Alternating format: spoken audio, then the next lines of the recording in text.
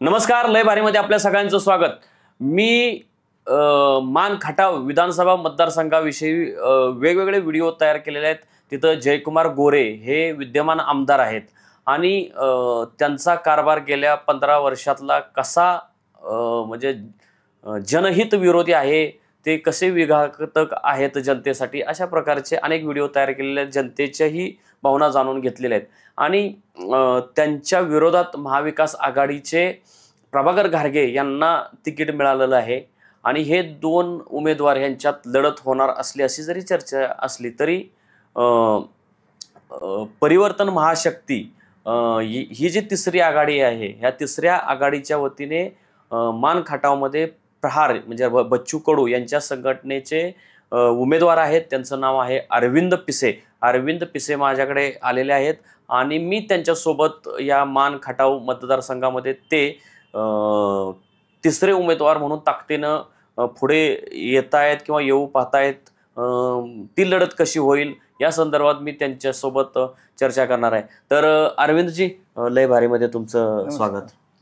तर आता मला सांगा की मान खटावमध्ये आमदार जयकुमार गोरे हे विद्यमान आमदार आहेत आणि त्यांच्यासमोर प्रभाकर घारगे आहेत, ते पूर्वी विधान परिषदेवर आमदार होते।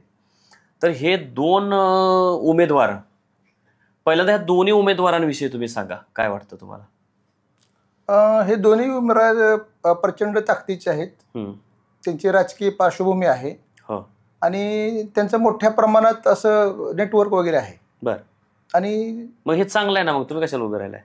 आम्ही सर्वसामान्य जनता, शेतकरी, पाणी प्रश्न हे सोडवण्यासाठी उभा राहिलो, कारण ते आजपर्यंत सोडवले गेले नाहीत। बर, त्यासाठी आम्ही उभा राहिलेलो आहे। बर, आणि मग ते तुम्ही म्हणताय ते मोठे आहेत, म्हणजे तुमच्या दृष्टीनं ते चांगले आहेत असं तुम्हाला म्हणायचे? जनता चांगले नाही, त्यांच्यासाठी ते मोठे आहे, जनतेसाठी मोठे नाहीत ते। अच्छा, जनतेसाठी मोठे नाहीत। जनतेसाठी कसे आहेत? आता जनतेसाठी जी सेवा समर्पण लागतं किंवा जी जनतेच्या भविष्याची कामं करायला पाहिजेत किंवा जे जनतेचे प्रश्न सोडवले पाहिजेत ते सोडवले जात नाही, त्यामुळे जनतेच्या कामाचं नाही। अच्छा, बर, आणि मग तुम्ही जनतेच्या कामाचे कसे आहात? आम्ही गेल्या 7 वर्षापासून आम्ही दाखवली लोकांना कामं करून, सगळी सामाजिक कामं करून दाखवलीत। पाणी प्रश्नावर अभ्यास केलेला आहे, त्याच्यावरती मी उपाय सांगितलेत, पाणी प्रश्न सोडवलं पाहिजे। शैक्षणिक आम्ही अभ्यासिका वगैरे चालू केलेत, परत गरीब लोकांना आम्ही घरं पण दिलेले आहेत। असं बरीच कामं आम्ही केलेली आहेत गेल्या 5-7 वर्षात। बर, आता जयकुमार गोरेंनी गेल्या 15 वर्षात जी कामं केलीत किंवा नाही केलीत, तर त्यांच्या कामाचं तुम्ही कसं मूल्यमापन कराल? त्यांचं स्वभावाचं कसं मूल्यमापन कराल? काय तर त्यांच्या स्वभावात माझा, त्यांच्याशी कधी माझा संबंध आला नाही। बरं, मी त्यांच्या कधी घरी गेलो नाही किंवा त्यांच्याशी माझं कधी बोलणंही झालं नाही, त्यामुळे त्यांच्या स्वभावाविषयी मला काही सांगताच येणार नाही। बरं, कारण आमचा असं कधी संबंधच नव्हता पहिल्यापासून। मग तुम्ही त्यांना म्हणजे ओळखतच नाही, काहीच नाही, मग तुम्ही उभे कशा राहिला निवडणुकीत त्यांच्या विरोधात? आपल्याला विरोधी उमेदवाराशी काय देणं घेणं आहे? आपल्याला आपली भूमिका मांडून पुढे जायचं, त्यामुळे विरोधी कोण आहे त्याच्याशी बघण्याशी आपल्याला काय संबंध होतो? बरं, आणि प्रभाकर देशमुख? प्रभाकर देशमुख आमचे संबंध, प्रभाकर घारगे नाही, त्यांच्याशी माझे कधी संबंध नाही आलेले। त्यांना मी पहिल्यांदा परवा भेटलो, ज्यावेळेस ते छाननी चालली तेव्हा त्यांचाही माझा कधी संबंध नाही आला। बर, मग तुम्ही जयकुमार गोरे यांच्याविषयी तुमची भूमिका काय? कसं म्हणजे तुम्ही एक प्रकारे त्यांच्यावर बोलणं टाळताय आणि मतदारसंघातल्या तर लोकांची नाराजी आहे, लोक त्यांच्यावर नाराज आहेत, आमच्यासारखे पत्रकार भूमिका मांडतायत, चळवळीतली लोक भूमिका मांडतायत, आणि तुम्ही त्यांच्या विरोधात उभं राहणार आहात, तरी तुम्ही त्यांच्याविषयी काहीच म्हणजे त्यांच्यावर टीकाच करत नाही, तर तुम्ही लोक तुम्हाला मतदान कसे करतील? पहिली गोष्ट आहे की आमचा पाथ हा वेगळा आहे, आम्ही राजकारण करतच नाही, आमच्याकडे समाजकारण चालतं आणि हे टीका भांडणं ह्यात वेळ घालवून सगळ्याच नुकसान होतं, ह्याच्यामध्ये आउटपुट काही निघत नाही, असं आमचं एक प्रामाणिक मत आहे। मग ज्या गोष्टीतून आउटपुट निघणारच नाही आणि ज्या गोष्टी जनतेला माहितच आहे त्याच्यावरती आपण कशाला बोलायचं? त्यामुळे आपण आपलं काम कसं असेल, तुम्हाला मत किती मिळतील? आम्ही जिंकू। बरं, बर, तुम्ही जिंकणार आहात, जिंकण्यासाठी उभे राहणार आहात? हो, सरळ आहे। बर, पण आता तुमचे जे नेते आहेत बच्चू कडू, ते तर समोरच्या उमेदवाराचा एकदम सुपडा साफ करून टाकतात, झापतात, तुम्ही त्यांच्यासोबत कुठेच बसत नाही। कसं असतं माहिती, काम करायची ठराविक पद्धती असतात।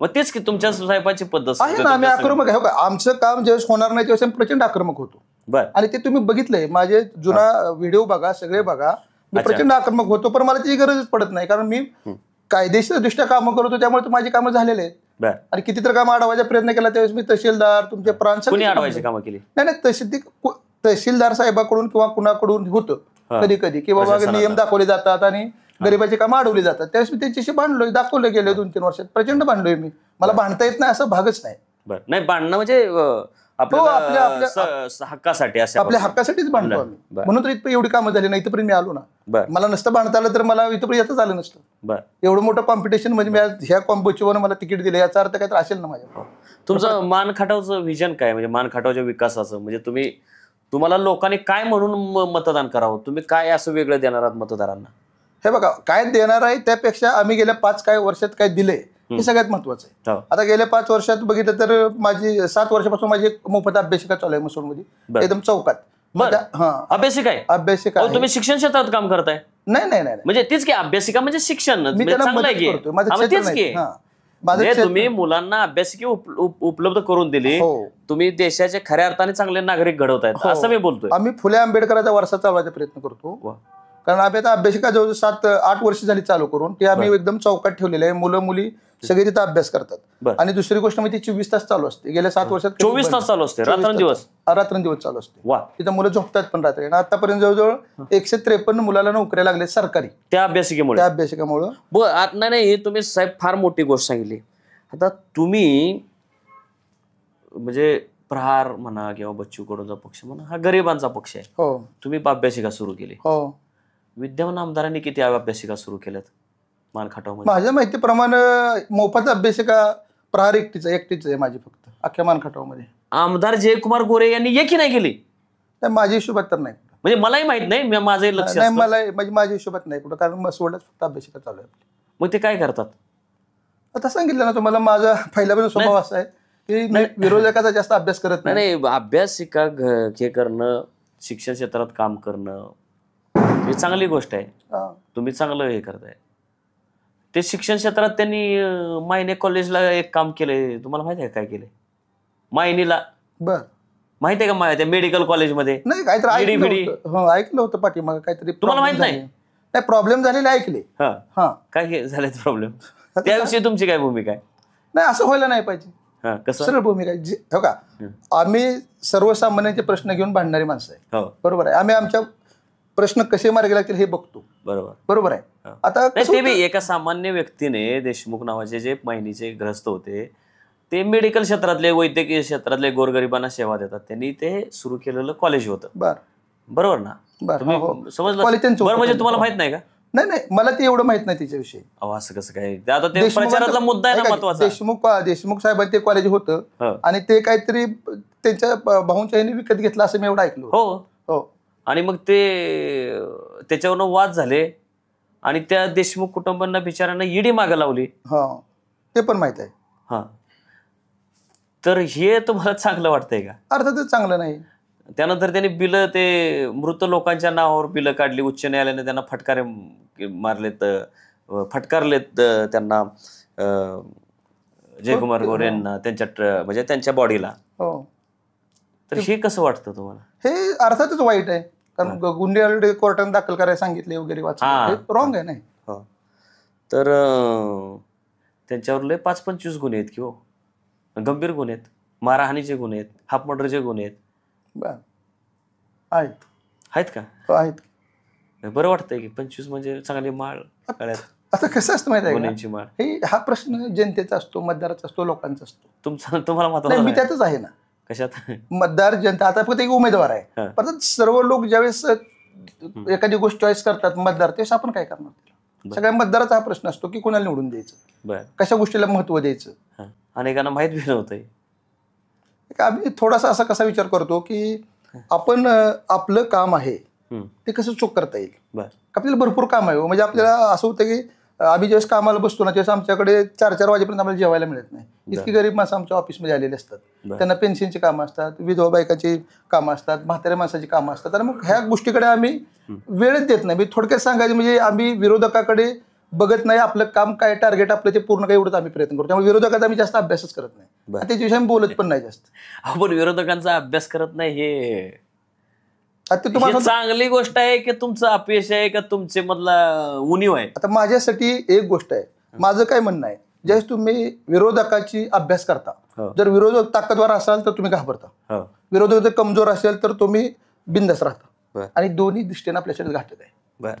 तर ह्या दोन्ही दृष्टीने घातक त्या गोष्टीकडे काम कशाला करायचं, आपण कशाला वेळ द्यायचा? पण राजकारणातल्या लोकांना तसं करावंच लागतं. तुम्ही तुमची रणनीती ठरवा. तुम्ही बच्चू कडूंचं किंवा राजू शेट्टींचं अनुकरण केलं तर मग लोक तुमच्यावर भरभरून प्रेम करतील. नाही, अनुकरणच करतोय आपण. हे जे त्यांची कार्यपद्धत वेगळी आहे. नाही, काय माहिती आहे का, सगळ्याच गोष्टी सगळ्यामध्ये नसतात. काही गोष्टी करायची प्रत्येकाची पद्धत वेगळी असते. नाही, पण तरी नेत्याचं तुम्ही अनुकरण नक्की, त्यांचंच अनुकरण चालेल म्हणून तर इथपर्यंत आपण आलोय. त्यांचं आम्ही अनुकरण करतो, भांडतो. आज मानखटावमध्ये सर्वात मोठी समस्या 1 नंबरची जयकुमार गोरे, 2 नंबरची पाणी, 3 नंबर शिक्षण, 4 नंबर रोजगार, 5 नंबर तिथली गुंडगिरी, दडपशाही. म्हणजे ते खरं तर पहिल्याच उदाहरणात आलं, पहिल्या समस्येत सगळं. म्हणजे जयकुमार गोरे ही जी समस्या आहे त्याच्यात हे सगळं झालं. पण हे मग बाकीच्या म्हणजे पाणी, कृषी, शिक्षण, आरोग्य, ह्या मग खाली सगळ्या समस्या आल्या. म्हणजे पहिली समस्या सुटली तर खालच्या समस्या सगळ्या सुटतायत. हो, मग ते सोडवायसाठीच आता हे सगळं चाललंय ना, की आपण लोकांना जागृत करतोय की आणि आपण काम करतोय त्याच्यावरती, आणि आपण जिंकण्यासाठी खेळतोय, याचा अर्थ ऑटोमॅटिकच खालची प्रॉब्लेम सॉल्व्ह होणारच आहेत ना सगळे. अच्छा, मग खालच्या प्रॉब्लेमवर तुम्ही काम करतायत. सगळं शेती, शिक्षण वगैरे. पहिल्या समस्येवर काय आहे? तो जनतेचा प्रश्न आहे. पहिला आपली तुमचा बी आहे की तुम्ही जनतेचे नेते आहात ना. त्यासाठी उभा राहिलो ना आम्ही. कोणासाठी? इलेक्शनसाठी. हे समस्या, ज्या काही समस्या आहेत त्या सोडवण्यासाठीच मी उभा राहिलो.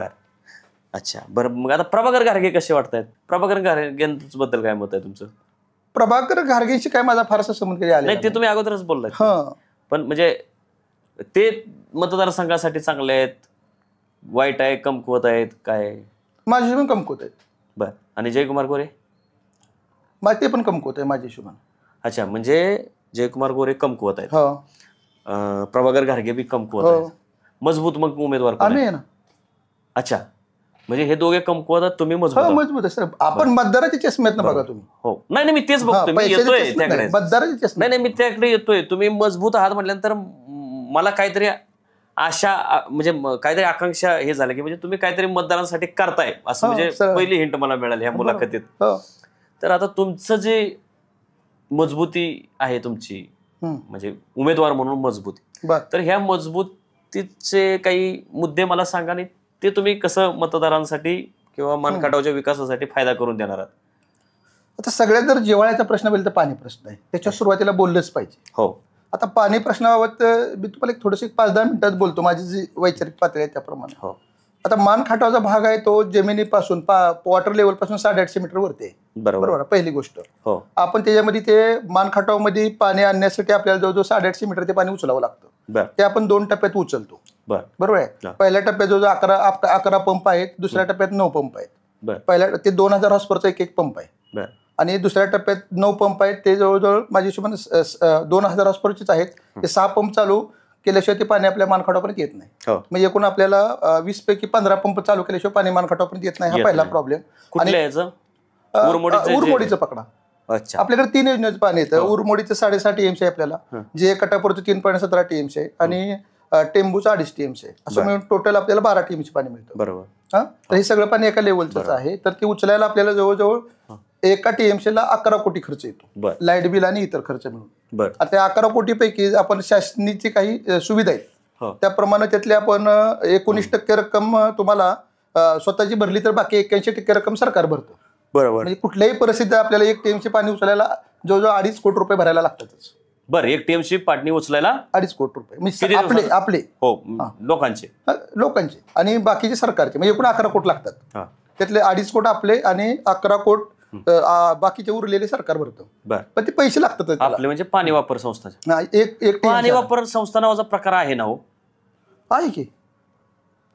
कोण पाणी वापर संस्था नाही माहित. मला वाटतं पाणी वापर संस्था.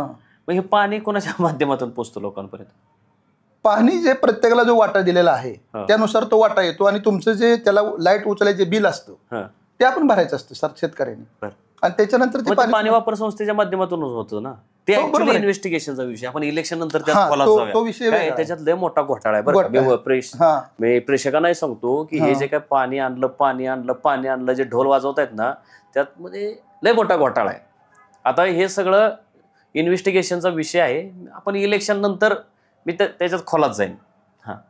बरं, आता पाण्याचं ते एक 11 कोटी रुपये लाईट बिल भरावं लागतं, त्यामुळे आपण पैसे गोळा न केले. आता हे टेक्निकल झालं. मला हे सांगा की जयकुमार गोरेंनी जे ढोल वाजवला, मी पाणी आणलं, तर किती गावांना पाणी मिळालंय? म्हणजे तेवढं पाणी पाणी पाणी पाक पाणी पाणी झालेलं आहे का मानखटावमध्ये, ज्या पद्धतीने ते बोलतायत? मी गेल्या 7-8 महिन्यापूर्वी जे कटापूरची माहिती जाती मागणी घेतली होती की बाबा गेल्या 5 वर्षात जे कटापूर योजनेद्वारे आपल्याला किती पाणी मिळालं. तर आपल्या तिथं मंजूर जवळजवळ 3.17 TMC पाणी दर वर्षाला आहे. तर 5 वर्ष जे कटापूरचं कारण बाकीचं मला मिळालं नाही, आणि ते बी पावसाळ्या काळातच ना. नाही तर त्याच्यामध्ये जे कटापूरचं पाणी फक्त पाऊस काळातच उचलू शकतात. नाही असं काय ना, तुम्हाला ते तिने दिलेलं हो का, जे टेंबूचं पाणी आहे ते तुम्हाला पाऊस काळात येतं. हा, टेंबूचं नाही, जे कटापूरचं बी तसंच आहे तसंच, परंतु तुम्ही ते तुम्हाला ते टप्पा दिला ते तुम्ही उचला कधी. बरं तर काय बोलतो आपण, तर 2.5 TMC पाणी. तर मी माहिती घेतली 5 वर्षात किती पाणी मिळालं मानखटावला, तर माझ्या रेकॉर्डनुसार मला फक्त 2.5 TMC पाणी दिल्याचं दिसलं. गेल्या वर्षापूर्वी मी माहिती घेतली होती, माहिती झाली 5 वर्षात बाबा मानखटावला जे कटापूरचं किती पाणी आलं. तर त्यांनी मला जी इन्फॉर्मेशन दिली त्याच्यामध्ये फक्त 2.5 TMC पाणी उचललं होतं आपण. बाकीचं वाया गेले, म्हणजेच पाणी आलेलं नाही. किती पैकी आलं नाही? जवळजवळ आपल्याला जे पाणी लागतं ना ते आपण उचललं जात नाही, कारण पाणी उचलायला 3-3, 4-4 महिने लागतात. आणि आपण ते उचललं जात नाही, कारण लाईट बिल भरलं जात नाही, परत बाकी आपल्याकडे स्टोअरिंग कॅपॅसिटी नाही. आता हे टेक्निकल गोष्टी ज्या आहेत ना, हे आपण सोपं करून जरा मतदारांना सांगितलं तर बरोबर. आता हे जे म्हणतायत मी पाणी आणलं, मी धरणात सोडलं आणि त्या सगळीकडे खाली सगळ्या गावागावांमध्ये गेलंय पाणी, तर हे एक अंदाज आहे. तुम्ही फिरताय मतदारसंघात, तर हे कुठल्या कुठल्या गावात पाणी आले? आता मी तुम्हाला पाणी प्रॉब्लेम्स विषयी बोलतो, म्हणजे ऑटोमॅटिक समजेल तुम्हाला पाणी आलं का नाही ते. तर आता बोलल्याप्रमाणे मी तुम्हाला सांगितलं लाईट बिल न भरल्यामुळे आपल्याला पाणी येत नाही. ह्या समस्या उपसमस्या कशा आहेत की आता समजा आपल्याला जे कटापूरचं समजा उडमणीचं जे पाणी आहे ती सांगलीला आणि मानखटावला एकाच कॅनलमधून येतं. म्हणजे सांगलीला चालू असतं ते मानखटाव बंद असतं, मानखटाव चालू असतं ते सांगलीला बंद असतं. आता का प्रॉब्लेम करतो, सांगलीवाले जे पाणी ज्यांना मंजूर आहे ते काय म्हणतात, तुम्हाला पाणी होतं तुम्ही जून ते सप्टेंबर मध्ये उचला, त्या काळात पाऊस असतो आणि आम्हाला त्या काळात ते पाण्याची गरज पडत नाही, मग तुम्ही तुमचं पाणी घेऊन स्टॉक करा. आणि आपल्याकडे प्रॉब्लेम असा झाला की आजपर्यंत आपण कधी जूनला पाणी उचललेलं नव्हतं. मग त्यामुळे काय होतं की यावर्षी उचललं की आता थोडंसं येतं ह्या वर्षी निवडणुकांमुळे, जेवढं ह्याच्या अगोदर कधी उचललं नाही. 15 वर्षात नाही. 40 वर्षाचा प्रश्न आहे पाण्याचा तो. हो, ते तर 40 वर्षाचा येतच नाही. पण या वर्षी मात्र जून मध्ये आला, निवडणूक आल्यामुळे. आता पुढच्या वर्षी येणार का? ती नेहमी सारखंच असेल. आता पुढच्या वर्षी आम्ही येऊ ना निवडून, येणार नाही. अच्छा, म्हणजे पुढच्या वर्षी जर तुम्ही आला निवडून 100% येणार, तर नाही येणार. नाहीतर मग तुम्ही निवडून नाही आला तर मग पुढच्या 5 वर्षी आम्ही येणार, काही प्रॉब्लेम नाही येणार. आमच्या पद्धतीने आमची रणनीती आहे. फक्त आमची रणनीती महाराजासारखी आहे. कुठल्या महाराजा? शिवाजी महाराजासारखी. अच्छा, गनिमी कावा आहे. आमच्या कुणाला समजणार पण नाही. तुम्हाला निकाल लागेल ते समजेल. मला सांगा, मानखटाव बद्दल एक बाहेर बोललं जातं, तिथं मतं काढण्याची एक वेगळी संस्कृती आहे. मतदानाच्या आदल्या दिवशी काहीतरी कार्यक्रम होतो, घरोघरी पोचण्याचा, काहीतरी पाकिट बिकिट. हो, मी पण ऐकलंय, बघितलंय ते बाबा करतात असे. मग हे असं ते बाकीचे लोक उमेदवार पाकिट पोचवून निवडून येणार, तुमचा कसा निभाव लागायचा? आम्ही 5 वर्ष काम करतोय. आमचं हो का, बाहेरचा आणि घरातल्यात फरक असतो. आम्ही 5 वर्ष त्या मतदाराशी संपर्कात आहे. घरातल्या माणसं ज्यावेळेस उभा राहतो त्यावेळेस त्याला कोण पैसे देत नाही, त्याला डायरेक्ट मत देत असतं. तशी ही सगळी माणसं आमच्या घरातली आहेत. ही काही फुटणार नाहीत. तुम्ही त्यांना किती दिलं किती नाही दिलं तर ते आमच्यापासून लांब जाणार नाहीत. का त्यांना माहिती आहे की हे आम्ही त्यांना सांगितलंय 2 दार आहेत. एक दार संध्याकाळी 5ला बंद होतं, आमचं दार 5 वर्ष चालू असतं. कुठल्या दाराचं बटन दाबायचं तुम्ही ठरवायचं. आणि तुम्ही आता एक समस्या सांगितली पहिली, पाण्याची सांगितली. पाण्याची अजून पूर्ण नाही झाली. पाण्यामध्ये आणखीन थोडेसे सांगावं लागेल मला. लवकर सांगा, एक प्रॉब्लेम लोक बघायचे नाहीत मुलाखत. एक प्रॉब्लेम सांगितला तुम्हाला. दुसरा प्रॉब्लेम आपल्याकडे काय माहिती आहे का, आपला हे जे पावसाचं पाणी आहे आपल्याकडे जे येतं ते पावसाचं पाणी आपल्याकडे साठवायची जी हे आहे कॅपॅसिटी तीच आपल्याकडे नाही. आजची परिस्थिती आपण बघितली तर मानखटावमध्ये टोटल 19 तलाव आहेत. त्यातल्या मानमध्ये 10 तलाव आहेत, खटावमध्ये 9 तलाव आहेत. मानमधली तलावाची कॅपॅसिटी 1.18 TMC आहे, खटावची 0.89 TMC आहे. आणि ही गेल्या 40 वर्ष अशीच परिस्थिती आहे. आपल्याकडे टोटल फक्त 2 TMC पाणी स्टॉक होतं. त्याच्यामुळे ढोल वाजवत पाणी आणलं पण तू ठेवायला काय? आता जसं तुम्ही मसवडला माहित असेल तुम्हाला, राजेवाडी मसवड, आपलं मसवड गाव, हो तिथं त्याच्यामध्ये कसं असतं की 10 दिवसात पाणी येतं प्यायचं. मग लोक काय करतात, 10 दिवस पाण्याचे भरून ठेवतात सगळं. आणि कशासाठी भरून ठेवतात, 10 दिवस पुरलं पाहिजे. मग शेतीच्या आपण हे केलं का? काय शेतीच्या बाबतीत हे केलं का नाही? तलाव कमी आहेत. हे दुसरा प्रॉब्लेम. बरोबर आहे. आता हे तुम्हाला पाणी 8 TMC करायसाठी काय करावं लागेल? तर पहिली गोष्ट, आता जे आपले पाणी जी 19 तलाव आहेत त्याचे टोटल क्षेत्र आहे 18 चौरस किलोमीटर आहे. आता ते तुम्हाला चौपट केलं पाहिजे, 18 चौक 72 चौरस किलोमीटर करायला पाहिजे. परत आहे ते तलाव, आता जे सगळे तलाव आहेत ते 27 फूट खाली खोदले की तुमचं 8 TMC कॅपॅसिटी म्हणजे. आणि तिसरं मधला भाग आहे की तुम्ही माती काढा, कडे शेततळ असतं त्या टाईपवरती माती टाकून तलावाची कॅपॅसिटी वाढवा. म्हणजे जोपर्यंत आपण तलावाची क्षमता वाढवत नाही तोपर्यंत दुष्काळ कधीच जाणार नाही. बरोबर. तलावाची कॅपॅसिटी वाढवलीच पाहिजे, तर आपण पुढे जाऊ शकतो. आणि दुसरी गोष्ट, आपल्याकडे जर 5 वर्षातून पाऊस येतो एकदा तरी, तर तो पाऊस येताना सगळे आपले तलाव वगैरे वाहत असतात, आपले नद्या वाहत असतात, त्याच्यावर बंधारे वाहत असतात. तर त्या प्रत्येक बंधाऱ्यावरती प्रहारच्या हिशोबाने एक पंप हाऊस बांधलं पाहिजे. त्याच्यामध्ये 50 बंधाऱ्यावरती 50 हॉर्स पॉवरच्या मोटरी लावल्या पाहिजेत आणि ते पाणी शेजारच्या तलावावर शिफ्ट केलं पाहिजे. आता आपण 90 किलोमीटर आणतोय, 2000च्या 20 मोटरी वापरतोय, मग इथं 2 मोटरी वापरले तर काय फरक पडतो? आणि पाणी इथले इथं जाते ना. बरोबर. आता ह्याला तुम्ही 11 कोटी बिल भरताय, हे नॉर्मल पैशात जाईल. हे जर केलं तेवढा आपण स्टॉक केला तर आपल्याकडे दुष्काळ राहतच नाही. आणि भले 1-2 वर्षी पाऊस नाही आला तर हे तुमचं जे कटापूर वगैरे 3 आहे त्याचं पाणी तुम्हाला तलावात भरून ठेवता येईल. दुष्काळाचा प्रश्नच येत नाही. परत दुसऱ्या काळात डोंगर भाग आहे इकडे सगळा, उत्तर भागाला, तर त्या भागात जवळजवळ असे 20-20, 30-30 फुटाचे अशा घडे आहेत, तिथं पाणी वाहून जातं. दरी म्हणतो आपण त्याला, दरी. तर त्या दऱ्यामध्ये दरी तर त्या दऱ्यात जर तुम्ही, गावाचं नाव सांगा ना, म्हणजे सगळे डोंगर तुमचं सीतामाईचा डोंगर पण नाही, पण कुळकजाई वगैरे, कुळकजाई मलवडी वगैरे, कुळकजाई मलवडी ती हवालदारवाडी डायरेक्ट तो अख्खा पट्टा, शिंगणापूर, ही सगळा डोंगराळ भाग आहे. तर ह्याच्यामध्ये पाऊस पडतो पण ते पाणी फडदिशी निघून जातं. तर तुम्ही वारुगड वगैरे, वारुगड पासून सगळा भाग पुढचा. अच्छा. तर तिथं मी फिरून आलो सगळीकडे, तर तिथं फार चांगला चान्स आहे. तिथला तो दुष्काळ लवकर घालवता येईल आपल्याला, का तिथं खूप चांगला चान्स आहे सरकारी ह्याच्यामध्ये, नॅचरली चान्स आहे तो. तिथं पण आपल्याला काय करायचंय, जे पाणी वाहून जातं ना तिथे एक भिंत बांधायची, एक 30-40 फूट अशी लांब आणि जाड अशी RCCची, आणि ते पाणी 30-40 फूट उचलले सगळं पाणी रिटर्न होणार आहे. आणि ते पाणी स्टॉक होईल. आपल्याला काय पाणी थांबलंच जात नाही. थांबलं नाही तर हे कसं जाणार, कसं जमिनीत मुरणार कसं? बरोबर. पाणी जेवढं जास्त मुरल तेवढी जास्त वॉटर कॅपॅसिटी राहते आपली. आपल्याकडे पाणीच मुरत नाही कारण पाणी भरतीच वाहून जातं. त्यामुळे आपल्याकडे त्या भागात दुष्काळ आहे आणि त्या भागाला दुष्काळाला हा एकदम चांगला मार्ग आहे. दुष्काळ घालवायचे हे जे 4 प्रकार आहेत ना, हे जोपर्यंत आपण करत नाही तोपर्यंत आपल्याला काही फरक पडत नाही.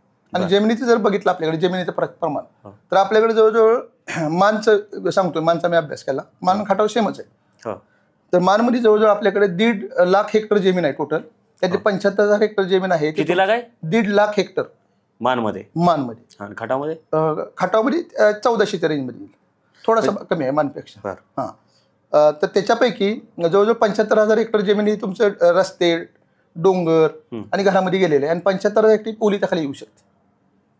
तर त्यातले तुम्ही परिस्थिती बघितली, आता फक्त गेल्या 40 वर्षात 12,000 हेक्टर जमीन बागायत झाली. म्हणजे 75,000 हेक्टर जमीन ओलिताखाली आणायला संधी आहे. हो, झाली किती? 12,000 हेक्टर. फक्त 12,000 हेक्टर झाले. आणि एक पीक निगडित शेती 47,000 हेक्टर आहे, त्यात एकच पीक निघतं फक्त. आणि 27,000 हेक्टर जमिनीवरती 2 पिकं निघतात. मग इतकी आपली जमीन पडीक आहे. अच्छा. आणि का पडीक आहे तर आपण पाणी स्टॉक करू शकलो नाही. बरोबर. हे सगळ्यात मेटाबॉल आपल्याकडे अवेलेबल आहे. आज आपल्या दारातनं पाणी जाते. आज 3-4 महिने तरी तो मानगंगा नदीचे बंधारे वाहून चालतात, तिकडे येरळातले बंधारे वाहून जातात. परत आपण ते पाणी बाजूला शिफ्ट करू शकलो नाही 4-5 आणि एका ठिकाणी करू शकलो नाही. हे जे तुम्हाला 5 प्रकार सांगितले ते हे 5 प्रकार आहेत की ज्याच्यामुळे आपण दुष्काळ सहन करतोय. अच्छा. हे जर बाजूला काढले तर आपण दुष्काळी नाही. हे जे तुम्ही सांगताय की आतापर्यंत कोणाच्या डोक्यात का नाही आलं? अभ्यास केला नसेल किंवा सांगायचं नसेल. 2च गोष्टी आहेत ना. लोकांना समजून द्यायचं नसेल. काय कसं असतं की राजकारण जेवढे जास्त दिवस खेळणं फायद्याचं तेवढं खेळलं जातं.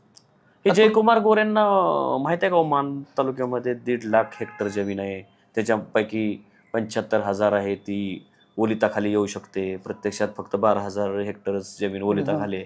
हे तुमचा जो अभ्यास आहे तो आपला लोकप्रतिनिधींचा आहे का? करायला पाहिजे, पण केला का नाही तर त्यांचा प्रश्न आहे तो. आपण बोलताना आढळले असतील की नाही. मी सांगितलं ना, मी विरोधक काही बघतच नाही. पण त्यांनी काही परिषदा वगैरे घेतल्या असतील, चिंतन वगैरे काहीतरी चिंतन सभा, मंथन सभा घेतली असतील की?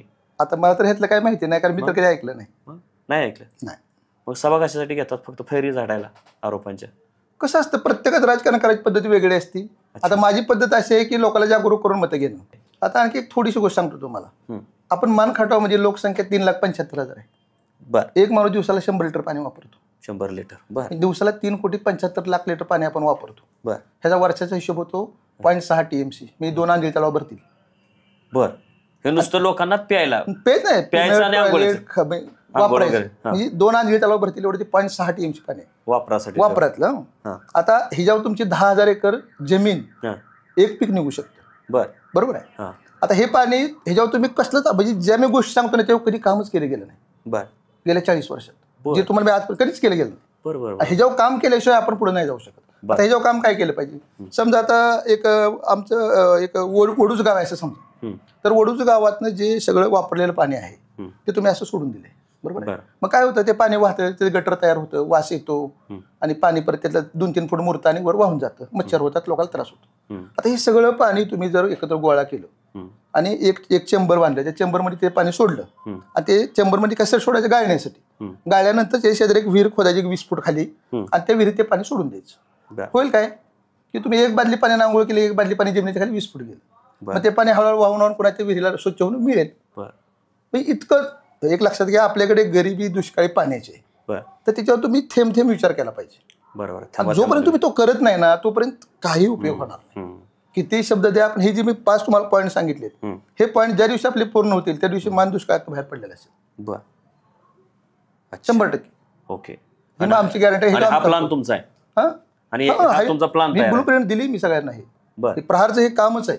जेव्हा प्रहार सत्तेत येईल तेव्हाच पहिला सुखी होईल शेतकरी, पण ते शेतकऱ्याबरोबर इतर शेतीविषयक धंदे, शेतमजूर आणि दुसरे आम्ही जे काम करतोय दिव्यांग, विधवा, बांधकाम कामगार आणि ज्येष्ठ नागरिक.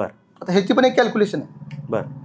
जर तुम्ही बघितलं ना, ही 4 जे घटक आहेत ज्याला आपण दुर्लक्षित आणि दुर्बल म्हणतो, ही शिकलेले नाहीत, काय नाही.